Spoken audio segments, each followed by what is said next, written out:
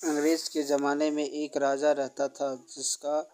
हुकूमत बहुत ही बड़ा चलता था और उसके आगे कोई भी कुछ भी बोल नहीं पाता था, इसलिए कि वो राजा इतनी खतरनाक था कि किसी का भी तुरंत ही सर कलम कर देता था। और उसी के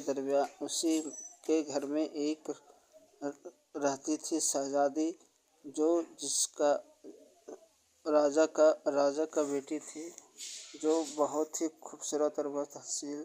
और जमील थी। इसी तो एक एक दिन की बात है, जब वो राजकुमारी घर से बाहर निकली तो घूमते घूमते चले गई सहेली के साथ में, और जंगल के ओर जब गई तो जंगल के ओर जाने के बाद शैतान की नज़र पड़ी। जब शैतान की नज़र पड़ी तो शैतान ने उसको अपने गिरफ्त में ले आया और उसके बाद हर रात को उसको इसी तरह सताने लगा और उसके साथ में हर रात में आकर हर रात में उसके साथ सब कुछ करता था। और जब करने लगा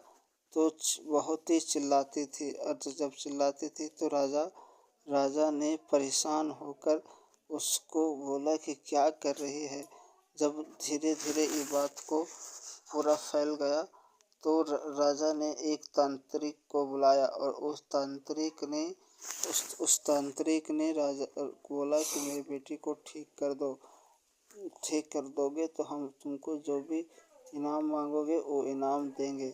लेकिन तांत्रिक भी ठीक नहीं कर पाया। और उसके बाद फिर वही तांत्रिक ने उसको बोला कि एक मज़ार शरीफ है जिसका नाम कछोसा शरीफ है, वहाँ पर इसको लेके जाओ, वही बाबा इसे ठीक कर पाएंगे। तो कछोसा शरीफ लेके जब गए तो उसके बाद कछोसा शरीफ में जब हाज़िरी शुरू हुआ तो उसके बाद ही वो बच्ची और वो शहज़ादी ठीक हो